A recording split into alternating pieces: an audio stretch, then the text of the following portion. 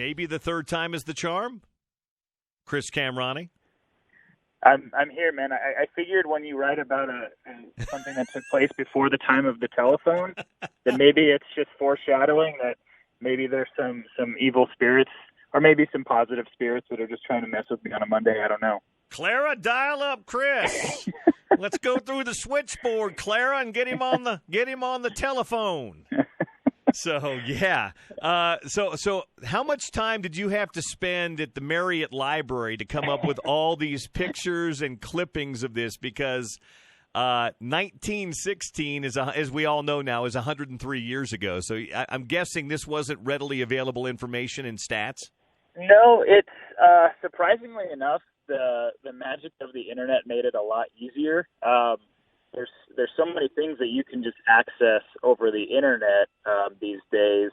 And granted, some things through the university you have to get, copyright permission to use in stories and whatnot. So that took a little bit of time, but I just went to the special sections part of the University of Utah Library and just put in a date and time and just kind of went nuts with the thing. And it was insanely fun, let's just say, Bill. Very fun to just go back and see what my profession was like over 100 years ago. Did it make you want to put on the fedora and put your little press tag on the outside of it and say, "Hey there, what do you make of that?"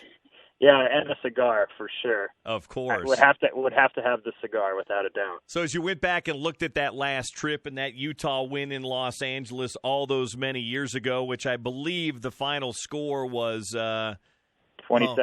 Yeah, 27-12. What stood out about that and how the game was covered, maybe more importantly? Yeah, it was fascinating, man. I mean, back then we had so many publications in town.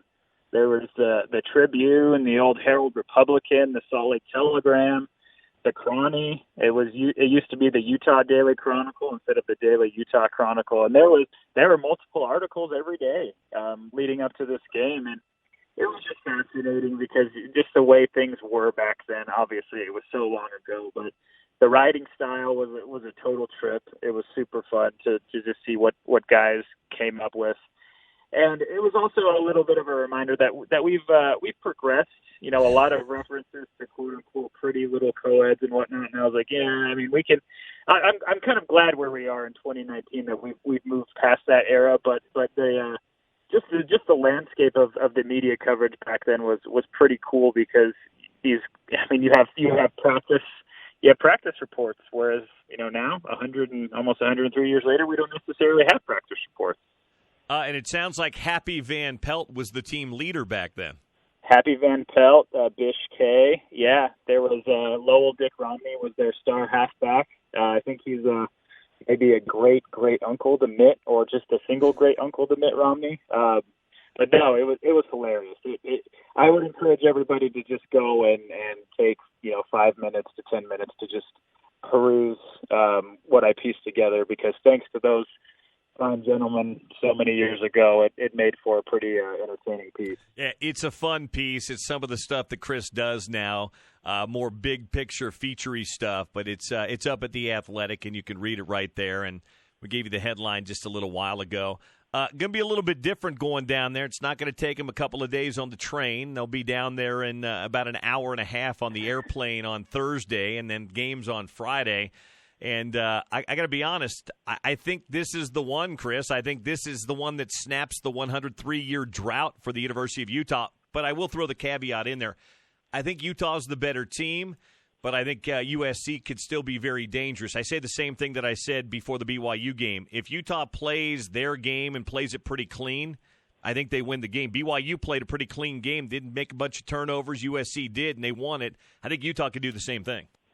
Yeah, I agree. I think, to your point, if Utah can do what it's done the first three games and stick to the game plan, keep Tyler Huntley, standing upright, get Zach Moss in the running game going, because USC hasn't proven very able to slow the run game down. Now, I think they did a decent job against Stanford, but when Stanford got behind, they started needing to throw the ball. Correct. With that true freshman quarterback, and things kind of spiraled from there. But BYU ran for 130-something yards on him last week, and in week one against Fresno, I know Fresno's a run-first offense, but they piled up the yardage as well. So I think that bodes well for Utah's offense going into this game, considering what their identity is. But at the same time, to your point, I don't think this is a gimme game at all. I think for me right now, it's a total 50-50. I mean, Utah has to prove it. We've talked about it ad nauseum about how good this team is. They're the 10th ranked team in the country, but they haven't really been tested yet. I think you can argue that the BYU game was a little bit of a test, only in that it's more of a mental test for me to see if like these guys could have, overcome the emotions of the game, which they did.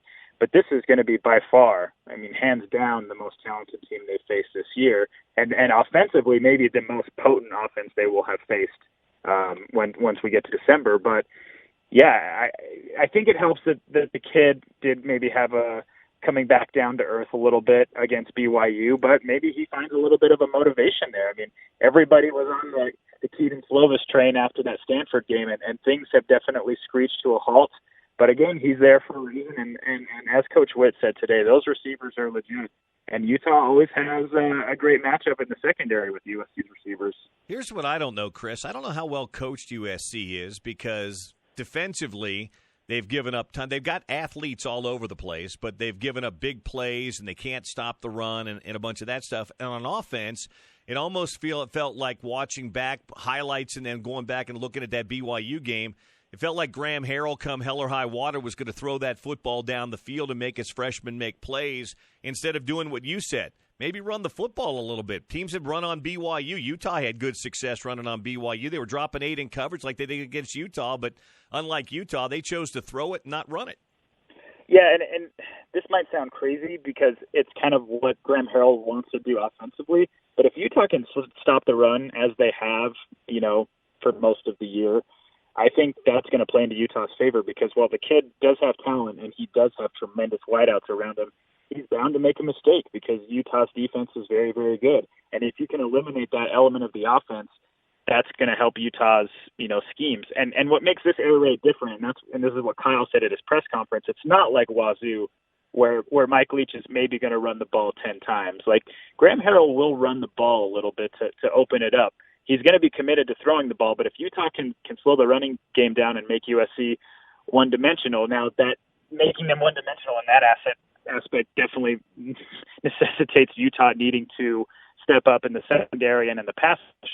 But I think if I were Utah, slowing down the running game and making Slovis make more decisions in real time would be beneficial for Utah. Chris Camrati with us from The Athletic. Isn't it interesting? For all the grief that the Pac-12 seemingly takes in the offseason, the preseason, and early in the season, that here we sit after 3 weeks and they've got 6 teams ranked right now? Yeah, it speaks a lot to the programs that were maybe struggling a little bit or people had written off. I think we talked about this last week. Props to Justin Wilcox and Berkeley for building something really quick. I mean, that cupboard was pretty bare when Sonny Dykes left, and a lot of people laughed when Herm Edwards got hired at ASU. And to be honest, I was one of those people that said, can he really do this? And I mean, it's still very early in the season, but he can clearly recruit. He can assemble a good coaching staff. And they just went to Michigan State and beat the Spartans in their house. So I'm with you. It's still early, though. I think the problem that the Pac-12 has encountered over the years is that there have been some solid teams, but they just end up beating each other up so much that maybe one or two front runners eventually lose a game that they probably shouldn't on paper. All right, let me ask you the poll question on the way out here today. Now that you've seen 3 games, not just from Utah, but the rest of the Pac-12, do you feel same, better, worse about Utah's chances of winning the Pac-12? That's a good question. I think we're going to see so much about what this team is made of on Friday, to be honest with you. No disrespect to BYU or Northern Illinois or Idaho State, but those were games that Utah was supposed to win and supposed to win handily. This is not one of those games. So if this team is who everybody's cracked them up to be, me included, they got to go out and prove it. So now in the South, I think that their chances remain the same. I will say my expectations have remained the same. But if they win Friday in LA, say, this is obviously the 100% team to beat in the Pac-12 conference.